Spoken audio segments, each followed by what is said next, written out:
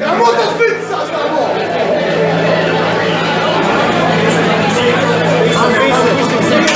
Από 308 β' βάλανε ένα μεκανικό από την πάνω πλευρά και το ρίξανε νερό.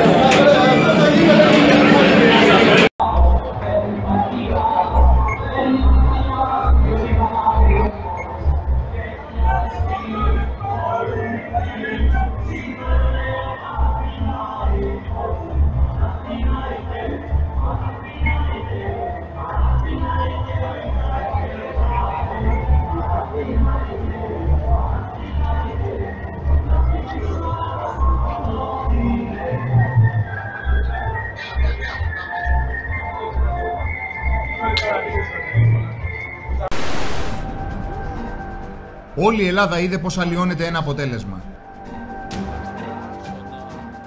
Πώς γίνονται οι αγώνες στην έδρα του Ολυμπιακού. Όσοι κάνουν ακόμη ότι δεν βλέπουν και δεν ακούν, ιδού οι αποδείξεις. Εδώ και τώρα δικαιοσύνη. Μη σκοτώνετε το μπάσκετ.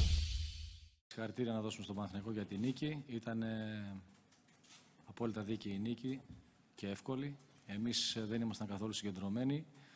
Δεν ήμασταν έτοιμοι να παίξουμε ένα δύσκολο παιχνίδι, ένα δύσκολο τελικό. Χάσαμε πολύ εύκολα τη συγκέντρωσή μας, την ψυχραιμία μας. Δεν υπάρχουν πολλά λόγια. Μπορούμε να πούμε για αυτό το παιχνίδι το σημερινό. Ήμασταν πάρα πολύ κακοί. Πάρα πολλά λάθη. 0 ψυχραιμία, 0 ηρεμία στο παιχνίδι. Ο Παναθηναϊκός εκμεταλλεύτηκε όλα αυτά τα παιχνίδια και τα εκμεταλλεύτηκε στο έπακρο και πήρε μια εύκολη νίκη.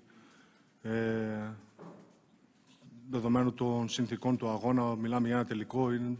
Όταν κάνεις τόσο πολλά λάθη όσο είχαμε σήμερα και δεν έχεις την ψυχραιμία και την ηρεμία στην επίθεση να διαβάσεις το παιχνίδι και να επιτεθείς σωστά, δεν μπορείς να έχεις πολλές ευκαιρίες.